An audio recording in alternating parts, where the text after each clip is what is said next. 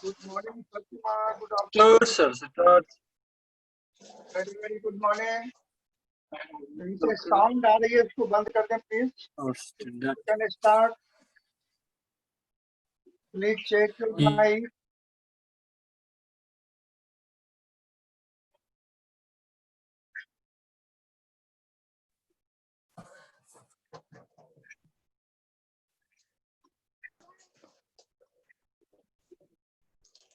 So I think you might be remembering the previous class और आपने exercise करके आए होंगे आज. Title volume Start, sir. नहीं किया, पर मैं रिकॉल करा दूं आपको. We have discussed और Discuss. हम लोगों ने छोड़ा था respiratory air volume. First quickly 2 minute में आप रिकॉल करें. टाइडल वॉल्यूम आपने किया था 500 ml. रेस्ट कंडीशन में जो आप सांस ले रहे हैं that is tidal volume. Language in the book. उसके बाद बाय फोर्स नॉर्मल लेने के बाद जो फोर्स लगा के ले रहे हैं that is called as IRV, inspiratory reserve volume. और फिर इसके बाद आई थी ERV, एक्सपिरेटरी रिजर्व वॉल्यूम, जो नॉर्मल एक्सपायर करने के बाद फोर्सफुली जो आप छोड़ दे रहे हैं that is expiratory reserve volume. खूब सांस जोर लगा के छोड़ दिया आपने तो you can say sir my lungs is empty, but I will tell no. कुछ बचे खुचे एयर रहते हैं, बचा हुआ को बोलते हैं रेजिडुअल. तो that is called as residual volume. तो if you have a book up to 72 page का फर्स्ट पैराग्राफ देखो तो अब जितने अब एयर वॉल्यूम है इसी 4 का परम्यूटेशन कॉम्बिनेशन है. किसके किसके? टाइडल वॉल्यूम, IRV, ERV और रेजिडुअल वॉल्यूम. इसके बाद आपकी 2 पेयर वर्ड आती है ICC. इसको इस फॉर्म में या वहीं पर कर ले. IC और EC यानी इंस्पिरेटरी कैपेसिटी.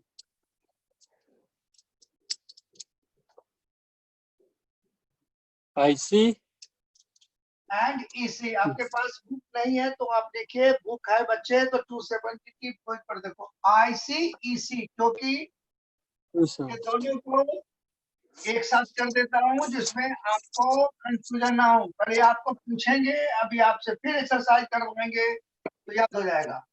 और इसको बोला एक्सपिरेटरी कैपेसिटी. एक्सप्रेशन का मतलब होता है छोड़ना.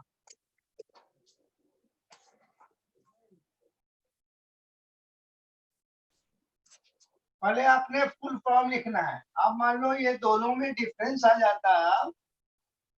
फुल फॉर्म है IC एंड EC. ये जो है total volume of air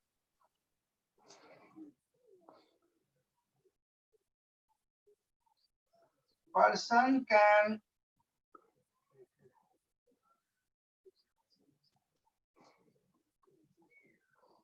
inspire after normal experience.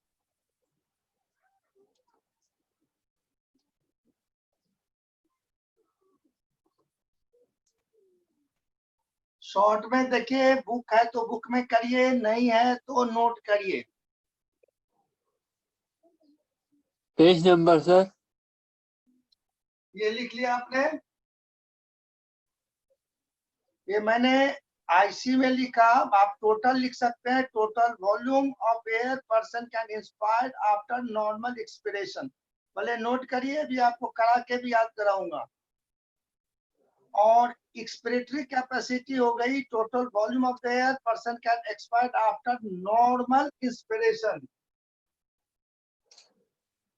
Volume of air A person can expire after normal inspiration. पहले तो डेफिनेशन, फिर फॉर्मूला और फिर प्रैक्टिस। तो ये हो जाएगा टीवी प्लस IRV और ये हो जाएगा टीवी प्लस ERV। तो ये फॉर्मूले भी पूछते, पहले आप लिखें फिर आपको अभी मैं करा लूं।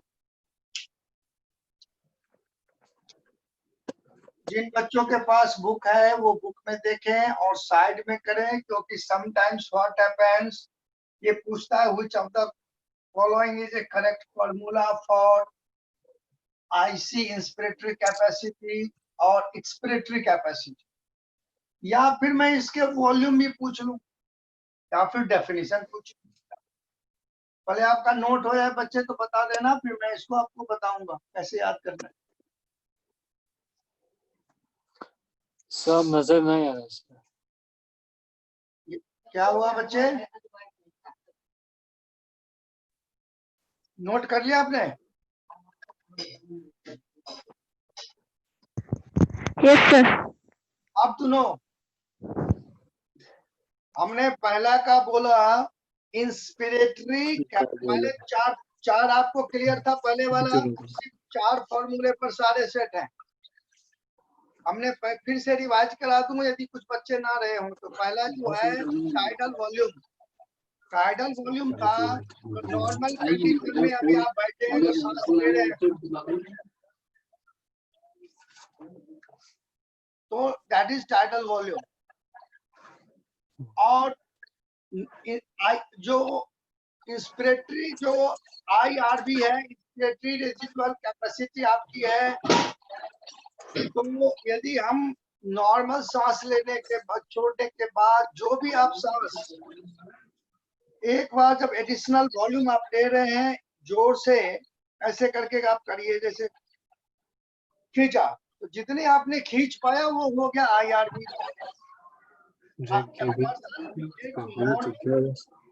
भाई आवाज बंद करें, किसके पास आ रही है, बच्चों को डिस्टर्ब हो रहा है प्लीज। ये एवरीडे कहीं न कहीं से आवाज आती रहती है, कहाँ से आती है प्लीज चेक करिए इसको, क्योंकि अब 1 ही घंटे की क्लास होती है, बच्चे का काम छूट जाएगा। तो जब जोर लगा के आप छोड़ते हैं खूब जोरों से, आप कह सकते हैं सर हमने सांस पूरी छोड़ दी, लेकिन लंग्स में कुछ न कुछ एयर भी बचे रह जाते, उसको बोला रेजिडुअल वॉल्यूम। अब आपके बात आई IC एंड EC। तो volume of the air a person can inspire after normal expiration. तो आप पहले नॉर्मल सांस छोड़ो, नॉर्मल सांस छोड़ रहा, अब पूरा सांस खींच लिया, नॉर्मल सांस छोड़ा,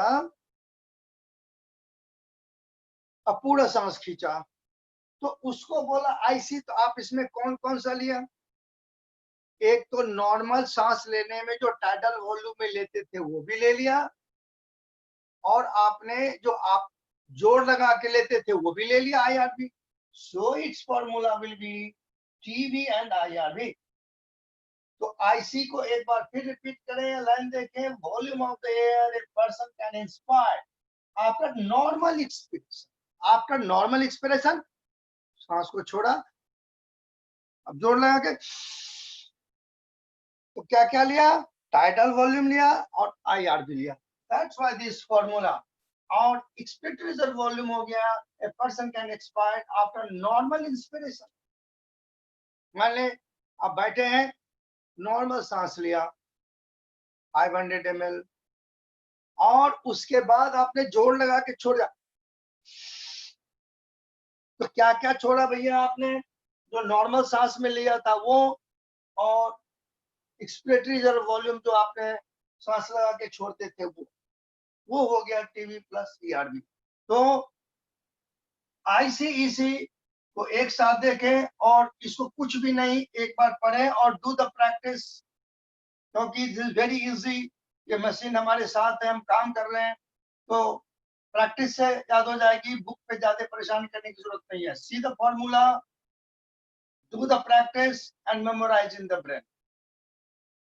क्योंकि और चैप्टर में ऐसा है, मान लिया हम किडनी कर रहे हैं तो हम तो उसमें अपने से कुछ नहीं कर सकते, जो है हमको पढ़ना है। बट रिस्पिरेटरी सिस्टम एक ऐसा है जिसके साथ हम प्रैक्टिकल करके याद कर सकते हैं। तो आपकी बुक में तो इतनी ही रिस्पिरेटरी कैपेसिटी है बच्चे, है ना। बाय द वे जब आप गए आगे तो बहुत सारे इसको भी ब्रेक किया जाता है, उतना हमें नहीं है। अब आगे आओ बच्चे, यहाँ तक ठीक हो? Any problem? आईसीईसी No, याद हो sir. गया आपको? प्रैक्टिकल Yes, करके sir. देखा। अब इसके बाद देखो भैया, जब आईसीईसी कर दिया तो आती है FRC, फंक्शनल रेजिडुअल कैपेसिटी। क्या सर? अभी लिखता बच्चे, बोर्ड दिख रहा है ना आपको? I am not sharing the book because आपके पास बुक होनी चाहिए। और दूसरी बात, यदि मैं बुक शेयर कर देता हूँ तो हमारे बच्चों को फिर बोर्ड नहीं दिखती। यहाँ लिखो FRC। ये काफी पूछते हैं और बच्चे इस पर कंफ्यूज होता है, लेकिन हमारे बच्चे कंफ्यूज नहीं होंगे क्योंकि हम प्रैक्टिकल के साथ इसको याद करा लेंगे। यह है functional residual capacity. Functional residual capacity. पहले तो ये नाम क्या कहना चाह रहा है, फुल फॉर्म भी पूछते हैं। पहले फ्रॉम द नेम हम ट्राई करेंगे जो आखिर ये है क्या। तो ये फंक्शनल रेजिडुअल कैपेसिटी है। फंक्शनल यानी लंग्स में नॉर्मल फंक्शंस जो एयर के हो रहे हैं वो क्या होगा जी? तो हम इसको लिखेंगे, आप लिख लें। लिखने से बेटर है मैं आपको डिक्टेट कर देता हूँ, फिर एक्सप्लेन होगा। फंक्शनल रेजिडुअल कैपेसिटी, तो लिखिए total volume of the air. Okay. Total, मैं आराम से लिखा दे रहा हूँ आपको, फिर समझाऊंगा। Total volume Of of air air. a person can expire expire after after a normal inspiration. a normal Inspiration, inspiration. बस। अब बात को समझो, ये कहता है ये इतनी वॉल्यूम जो सॉरी ये गलत आपने लिख लिया, पहले का लिख लिया, इसको कट करिए। तो मैं पहले वाला डिक्टेट कर दिया आपको। बोलो सर। FRC को फिर से लिखे, कैसा? Volume of the air that will remain in the lungs. Volume of the air of the air remain in the lungs, remains in the lungs in the lungs after after a normal expiration. a normal Expiration, सांस छोड़ना। yes sir expiration. तो ये होता है ERV plus RV। अब पहले आप देखो इसको। अब हमने इसको ऐसे बोला जो फंक्शनल, नॉर्मल सांस जब आप छोड़ देते हैं, सुनो, अब आप इसको फंक्शनल रेजिडुअल कैपेसिटी को देखो। अब मान लो आप ऐसे आंख मूंदा और अपने सांस को छोड़ा, नॉर्मल सांस, आंख मूंदा, नॉर्मल सांस छोड़ा, तो थिंक अब हमारी लंग्स में कौन कौन सांस बचे हुए हैं। एक तो जोर लगा के छोड़ देते हैं हम, जिसको हमने बोला था एक्सपिरेटरी रिजर्व वॉल्यूम, वो। और दूसरा, कितने भी दम लगा के छोड़ दें तो बची हुई जो कैपेसिटी रहती है रेजिडुअल वॉल्यूम वही होती है। So that is, तो अब क्या हो गया, ERV plus RV। अब see the definition and again repeat। Normal सांस छोड़ा, नॉर्मल सांस छोड़ा और रुक गए, और हमने सोचा जो what is the volume of the air is in my lungs। तो हमारी लंग्स में अब बच गया कौन सा, ERV, जो हम जोड़ लगा के छोड़ देते, और residual capacity. Clear? Yes. Functional residual capacity is equal to ERV plus RV। तो अब आगे 2 बच गया। तो ये अब भाई, please check the sound from where it is coming. I will request the office to check it, please. Every day this problem is coming. We are discussing for 1 hour only. बच्चे डिस्टर्ब हो रहे हैं इसमें। Yes, आप sir. बच्चे देख, हाँ, office please check करिए इनको। अब देखो बच्चे, उसी तरह अब दो चीज को देखना है, ये खत्म हो जाएगा। नंबर 1 ऐसे पाठ करते हैं, BC vital capacity, We see. हाँ, और उसके बाद आप लिख लो total lung capacity. Total lung capacity. Capacity, ये तो बचा हो, ये सारे के कॉम्बिनेशन। अब पहले ये दोनों लिखा, VC वाइटल कैपेसिटी और टोटल लंग कैपेसिटी में क्या डिफरेंस। तो पहले हम इस मैटर को लिख लेंगे, फिर हम इस पर बहस करेंगे। तो पहले आप वाइटल कैपेसिटी को डिफाइन करो, तो इस पर लिखेंगे, फिर आप लिखेंगे, आपका टाइम लगता है। अब लिखिए, वाइटल कैपेसिटी में लिखिए तो maximum volume maximum volume of air a person can breathe सांस लेना, breathe, BREATHE, breathe in after post expiration। फिर मैं रिपीट करता हूँ बच्चे, don't worry, I will repeat. हम डिस्कस कर रहे हैं VC vital capacity. It's definition is the maximum volume of air a person can breathe in after post expiration। क्या सर? आफ्टर पोस्ट जोड़ लगा के, पोस्ट एक्सपिरेशन। आप सुनो बच्चा, पहले VC समझने से पहले एक काम करो, तू खुद जोड़ लगा के सांस निकाल दो, तो निकाल दिया। अब पूरा खींचो, तो अब पूरा खींच लो। Yes sir. खींचा, अब आप बोलो बिना देखे हुए, जो आपने क्या क्या लिया। आपने कौन कौन सा वॉल्यूम लिया? तो आपने टाइडल वॉल्यूम भी लिया, आपने IRV भी लिया, और आपने ERV भी लिया। फिर मैं रिपीट करता हूं, अब सांस को जोड़ लगा के छोड़ दो। छोड़ दिया? Yes sir. तो पूरा दम लगा के खींच लिया। यस, छोड़ दिया। तो आपने क्या लिया है? तो नॉर्मल सांस लेते थे वो भी लिया। Yes sir. आप IRV भी लिया और ERV भी लिया। अब कुछ नहीं, इसके साथ साथ जो लंग्स में बचा हुआ वॉल्यूम रह जाता है, उसको भी जोड़ दोगे बचे हुए वॉल्यूम को, तो वो हो जाएगा टोटल लंग कैपेसिटी। यानी ये हो गया VC प्लस रेजिडुअल वॉल्यूम। अब इसका डेफिनेशन भी लिख दो। तो ये इसका मतलब, अब VC ये हो गया, तो ये हो गया TV plus IRV plus ERV plus RV।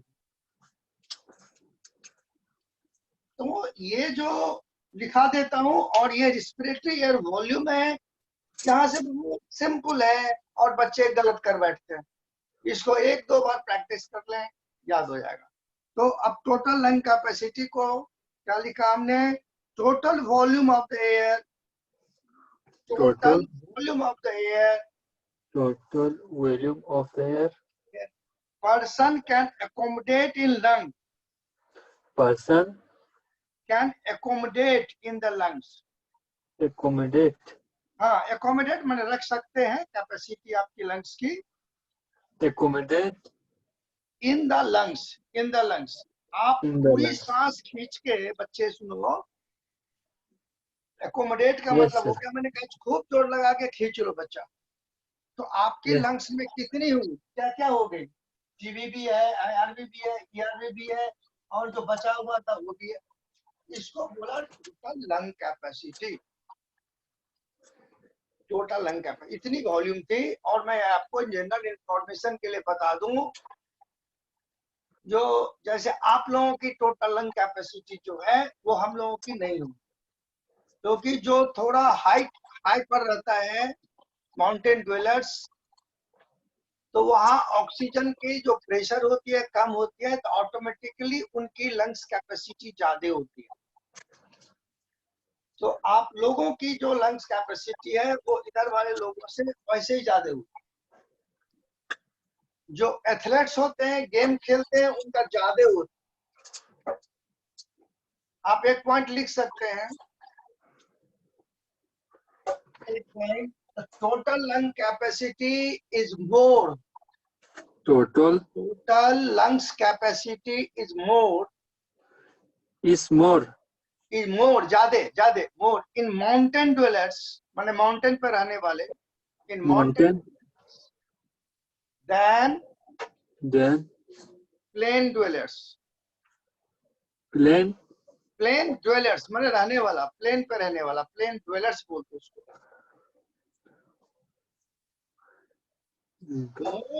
More in man than the women, male में ज्यादा होता है। Yes, sir.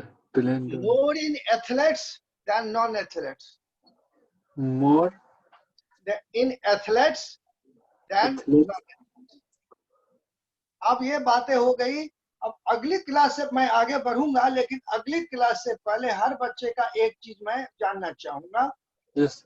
आते ही आप इस पर लिख दोगे। आप क्या करोगे, अपनी मोबाइल को ऑन करोगे, टाइमिंग, Yes. श्वास को होल्ड करोगे, और कितनी देर आप होल्ड कर पा रहे हैं, Yes, 3 sir. बार करके आप एवरेज अगले दिन आते ही आप अपनी सेकंड लिख दोगे, तो मैं आपके हेल्थ के बारे में बहुत कुछ कह दूंगा। Yes, sir. हाँ जी, ये प्रैक्टिकल की बात दिया मैं आप, मतलब Clear. आराम से बैठे, दौड़ के नहीं, जब आप बैठे पूरा ब्रीथ लिया और मोबाइल में ऑन कर दिया सेकंड, जब आपने सांस छोड़ा तो कितनी सेकंड आप होल्ड किए हैं, वो इंफॉर्मेशन चाहिए। तो अब देखें, I will predict so many things about you. चलो बच्चे, तो अब यहाँ की काम हो गई, अब आगे का काम देखते हैं। अब हमारा है exchange of gases. Exchange of. अब बच्चा, तुम्हारे पास बुक नहीं है शायद?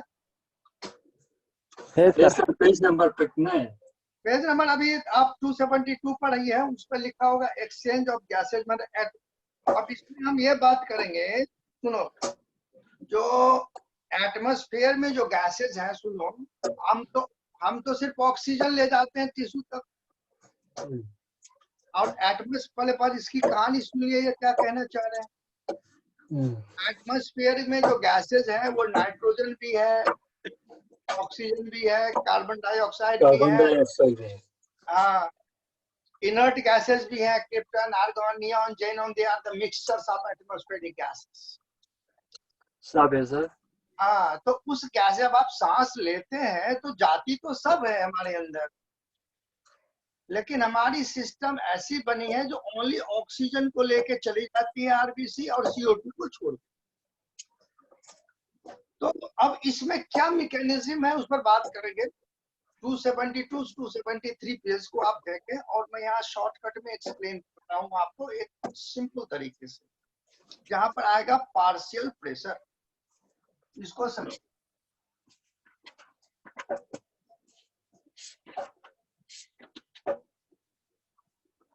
अब हेडिंग हो गया आपका एक्स, क्योंकि अब इसमें भी अमाउंट एक्सचेंज ऑफ गैसेस, इसमें भी वैल्यू है एक्सचेंज ऑफ गैसेस। तो बच्चा सबसे पहले आप देखिए यहाँ पर एक चीज आती है पार्शियल प्रेशर। कहाँ से आवाज आती है भाई, इतना मुश्किल है मेरे को, साउंड से बड़ी परेशान हूँ। एक वर्ड आएगा बच्चे, पार्शियल प्रेशर। तो पार्शियल प्रेशर का क्या हो गया, यहाँ पर आपको मतलब लिखना होगा PO2 एंड PCO2। पार्शियल मतलब यानी कि pressure of individual gas on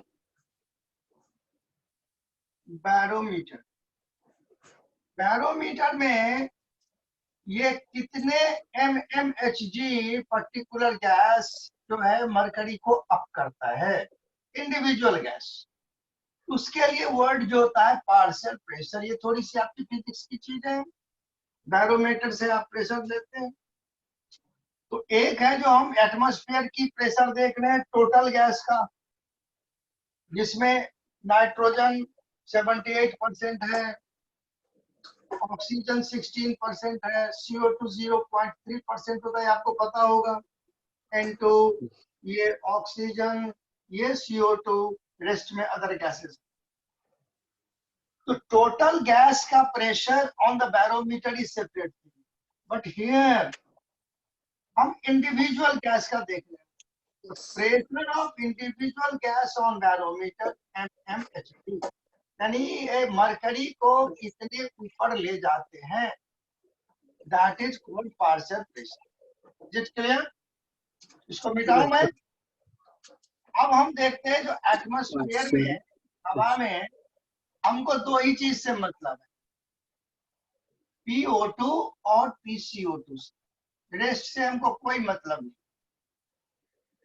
हमने इस पार्ट को इसलिए डिफाइन किया है, यहाँ लिखा है P। तो स्मॉल p का मतलब हो गया पार्शियल प्रेशर। अब बच्चा को क्लियर करना होता है what is the meaning of partial pressure.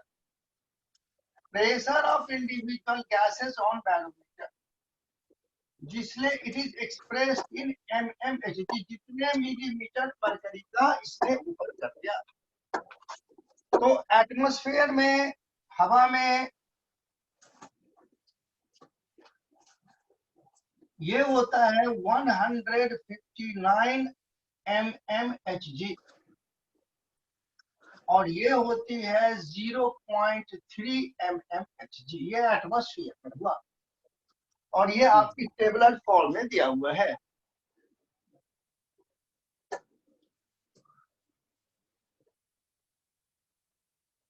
ठीक है, सलील आ गया, जीतन आ गया, फातिमा।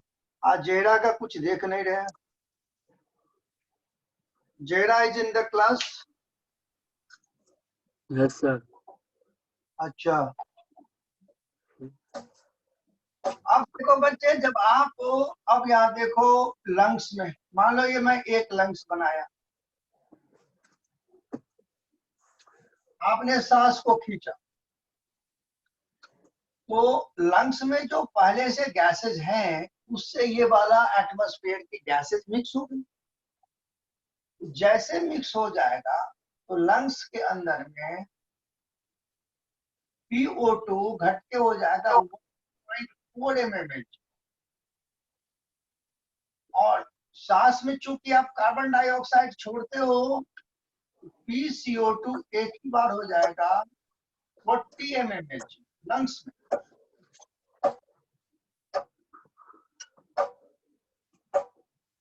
ठीक है, अब देखिए, अब इतनी कॉन्सेप्ट है, जब हम सांस को खींचते हैं तो यहाँ पर एल्वोलाई ऑफ लंग्स होता है, जो हम अभी आप 273 पर पढ़ेंगे। और यहाँ से जो हीमोग्लोबिन है उसको लेके चला जाता है सर्कुलेटरी सिस्टम। तो हम ये रेड से आर्टरी साइड दिखा रहे हैं, यहाँ से एल्वोलाई ऑफ लंग्स की आर्टरी साइड। ये रेड जो है, आपके पास अलग कलम हो, क्योंकि बुक में हार्ट के साथ दिखाया है, तो दैट में कॉम्प्लिकेट यू। रेड जो है ये हो गया आर्टरी साइड। जब आप सांस को खींचेंगे तो ये इसमें ब्लड में आएगा और इधर से जाएगा ये आर्टरी साइड, और फिर जो ये चूंकि सर्कुलेटरी सिस्टम हमको अभी आगे पढ़ना है, ये ब्लैक से मैं वेन का साइड बता रहा हूँ।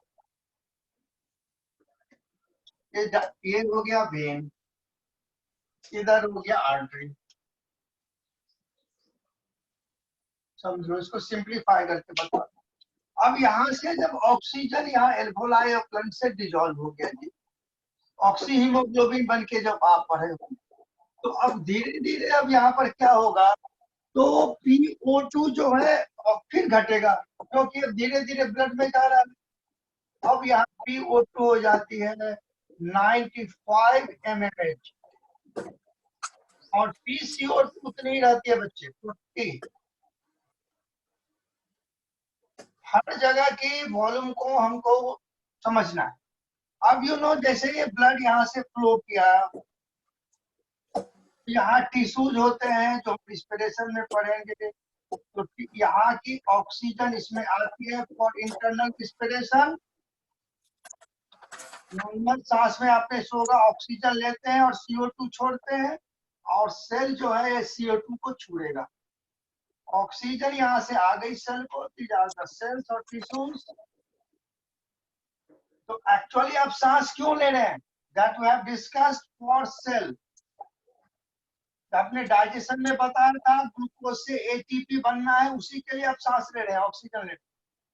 तो ऑक्सीजन यूज हो गया और CO2 निकल गया, तब यहाँ से ऑक्सीजन कम हो गया। तो अब वेन साइड में जब आप आएंगे तो PO2 अब घट के हो गया 40 mmHg, और PCO2 अब आपके जो है वो बढ़ के हो जाएगा 45 mmHg, क्योंकि ये सांस में छोड़े हैं mmHg।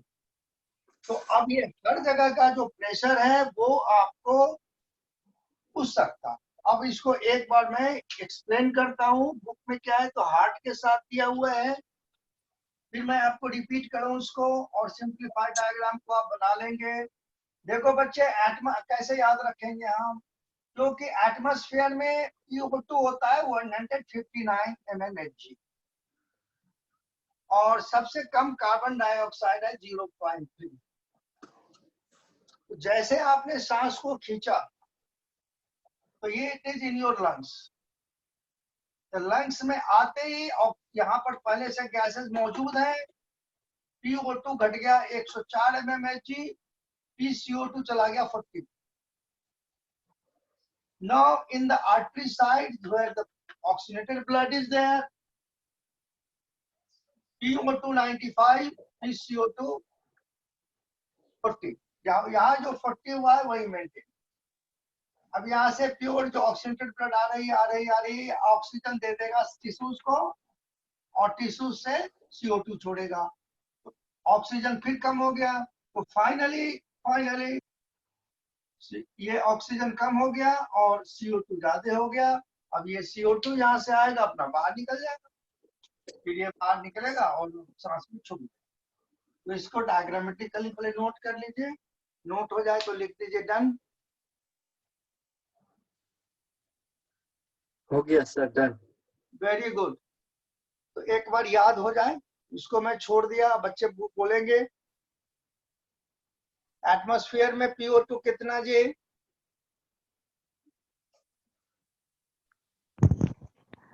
159.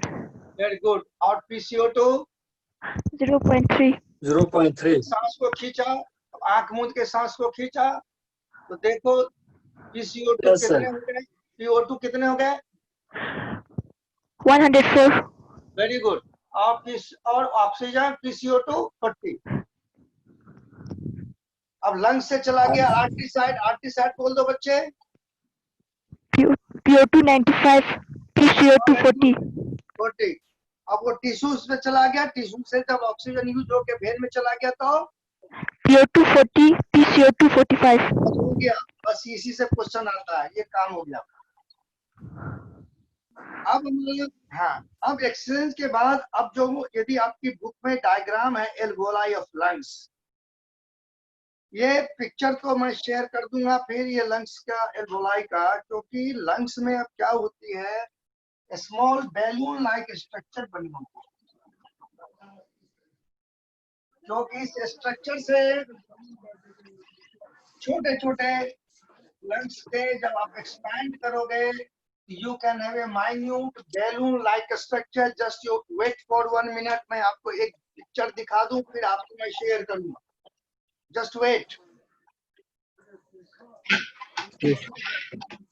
Okay.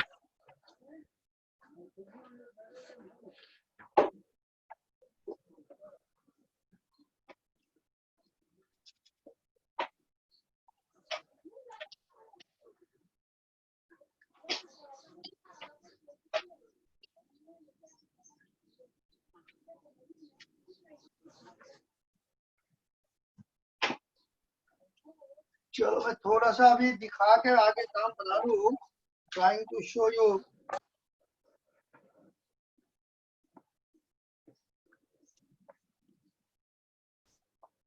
पहले आप एक शायद ये पिक्चर देख पा रहे होंगे, जो ये पहले मैं 2-3 पिक्चर आपको दिखा दूं that I will share later on. ये एक्चुअल लंग्स की फोटो है।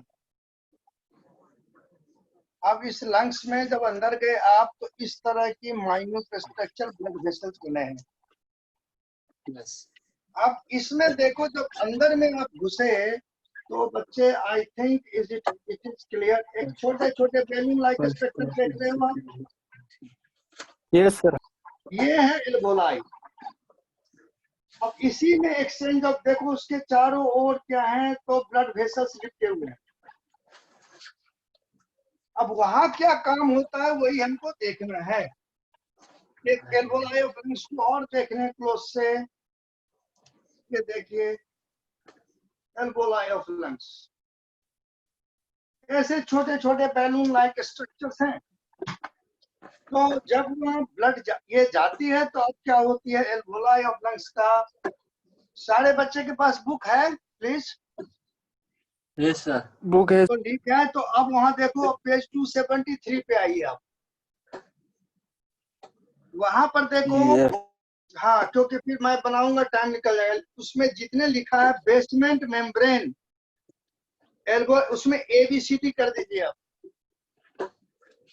हर पार्ट को लिखिए। जैसे इसमें लिखा है basement membrane A, alveolar wall 1 celled thick B, और बगलर में ब्लड कैपिलरी। तो अब क्या होती है एल्वोलाई ऑफ लंग्स, जो मैं आपको पिक्चर दिखाया हूं वो सिर्फ 1 सेल्ड थिक होगी, ऐसे करके ये 1 सेल्ड पतली सी थिक होगी, ऐसे 1 सेल्ड थिक। अभी तो जो सांस में जो यहाँ ऑक्सीजन यहाँ तक आ रही है, और यहाँ ब्लड वेसल्स में यहाँ से जो कैपिलरी आप गोले पे देखा है,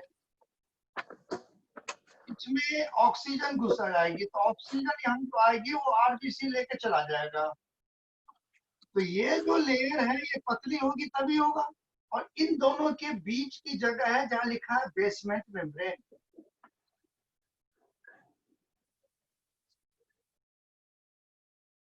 तो ये क्वेश्चन आती है, which of the following structure present between alveoli and blood vessel? Which of the following structure present between alveoli and blood vessels? Answer will be basement membrane. Or alveoli is always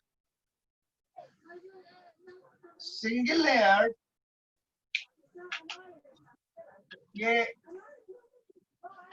single layer and made up of squamous epithelium। ये तो है tissue chapter में, लेकिन यहाँ लिख लीजिए squamous epithelium. तो वहां से पूछ लेगा which of the following tissue present in alveoli of lungs? Single layer तो है, लेकिन इसके टिश्यू क्या टाइप के हैं? स्क्वैमस। ये टिश्यू में दिया हुआ है। दैट्स वाई ऑक्सीजन को आरबीसी से लगना है। आप सोचो बच्चे कैसे ब्लड वेसल्स के अंदर में आरबीसी है, red blood cells.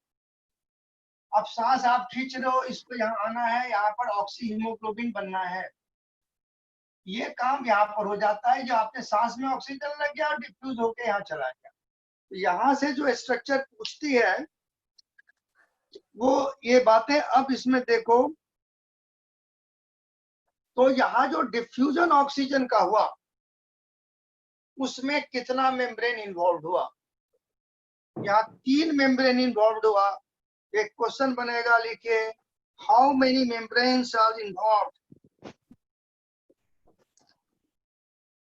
How many membranes are involve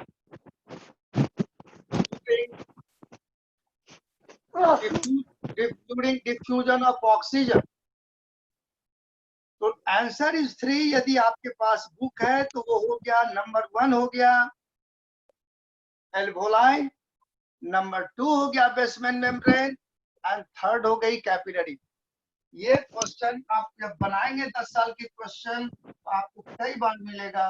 यहाँ पर तीन मेम्ब्रेन्स आर इन्वॉल्व।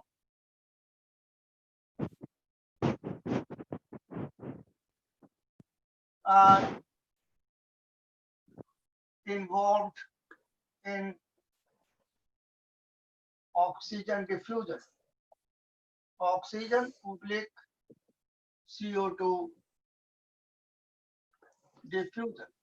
तो 1 2 3 4 पूछ लेगा, वो हो गया। ये कौन कौन है जी? Number 1 single layer wall bracketed squamous epithelium of alveoli। Number 2 basement membrane, and third wall of capillary. तो यहां से 2 तरह की ऑब्जेक्टिव क्वेश्चन आती है। बच्चे पढ़ के आए होंगे तो क्लियर हो जाएगा। तो कितने मेम्ब्रेन इन्वॉल्व हुआ? 3। दूसरा हुआ which of the following membrane is not involve in transportation of gas. Next question is which of the following is not involve. तो 3 है, ये 3 तैयार रहेगा, एक कोई ऑड मैन आउट हो जाएगा। और in the mean time their sequence भी इसी तरह होगी ऑक्सीजन की। स्क्वैमस एपिथेलियम से बेसमेंट मेम्ब्रेन से वॉल ऑफ द कैपिलरी। तो path of transportation of oxygen ऐसे होगा और पाथ ऑफ CO2 डिफ्यूजन ऐसे होगा। ये भी क्वेश्चन बनेगी। 3 लेयर का बना हुआ। यदि ऑक्सीजन का पूछ रहा है which is the correct path of the transportation of oxygen, squamous epithelium, basement membrane and wall of capillary. CO2 का पूछ लिया तो wall of capillary, basement membrane, squamous epithelium. 3-4 तरह के क्वेश्चन यहाँ से बन गए। नेक्स्ट एक क्वेश्चन बन गया वहां डायग्राम। ठीक है Sunil? Yes, sir. Any problem? आगे बढ़ूं मैं? No sir, no sir. क्या no sir? Yes, problem sir. है या ना? है या ना? No problem? No doubt, sir. Yes sir बोल देते तो लोग गड़बड़ करते। तो आप अच्छा एक बात बोल दो भाई, तुम लोगों का न्यूज करता रहता हूँ, तो चाइनीज लोग गए वहां से कि बचे हैं? आप लोगों के एरिया सर। में जो है कि चले गए? तुम लोगों को कुछ पता नहीं? Yes, sir. चला गया? अरे भाई अब सारा ठीक ठाक होगा तो आऊंगा ना देखने तुम्हारा एरिया। चलो बच्चे, अभी नहीं है सर, अभी है चाइना वाला। आवाज आ रही। अब सुनो बच्चे, अब आपका है अभी, अब 2 पार्ट बचा है। जो ऑक्सीजन का मैकेनिज्म क्या होगा और CO2 का निकलने का क्या होगा। तो 274 पेज खोल दो, वहां एक ग्राफ है।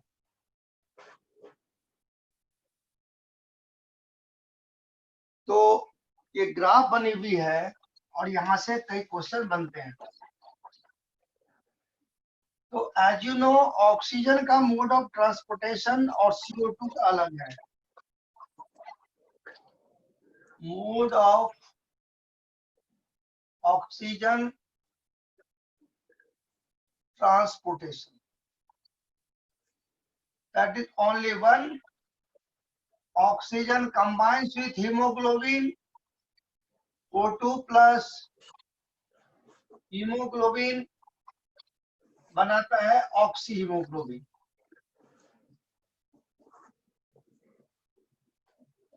अब यहाँ पर आपने बायोमोलिक्यूल्स कर लिया था, एक बार बता दूं। हीमोग्लोबिन जो है इसमें 2 अल्फा और 2 बीटा चेन होता है।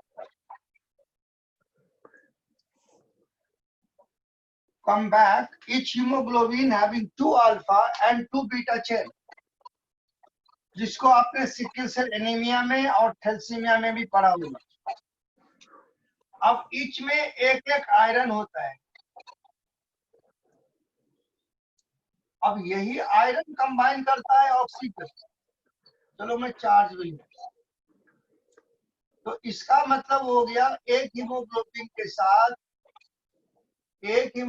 के साथ 4 ऑक्सीजन मॉलिक्यूल कंबाइन करेगा और 100 ml ऑक्सीजनेटेड ब्लड में 5 ml O2 होगा। ये तो एक हीमोग्लोबिन की बात हो गई। दूसरी बात होगी, जो ईच एवरेज है 100 ml ऑफ ब्लड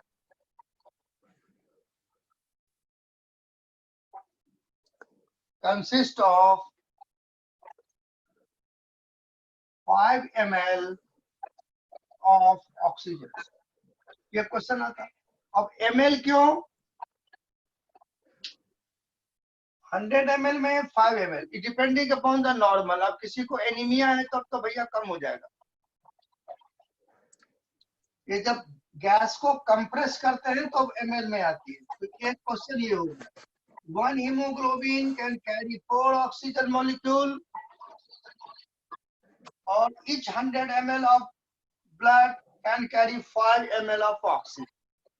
अब इनके बाद ये है, जब ऑक्सी हीमोग्लोबिन बन रहे होते हैं तो वहाँ कौन कौन से फैक्टर्स हैं, उसको खत्म कर लो। आपके पास 5 मिनट टाइम है, इस पर मैं लिखूंगा तो टाइम लगेगा। लिखो, factors affecting Yes, sir. Factor affecting oxygen transportation। Oxygen transportation। Number 1, temperature। Number 2, CO2 और CO2 plus H plus ion and H plus ion proton.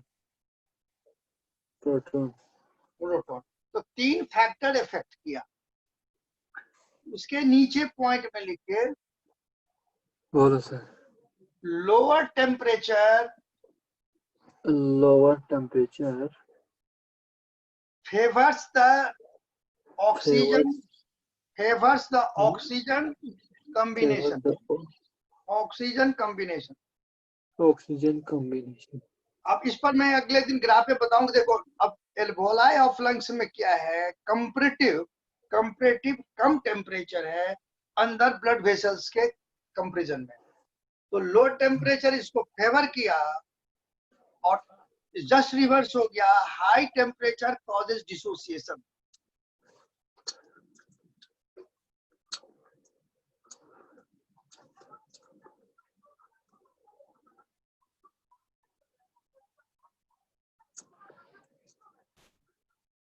और पॉइंट दे दो सर। ठीक है, हाई टेम्परेचर कॉजेज डिसोसिएशन।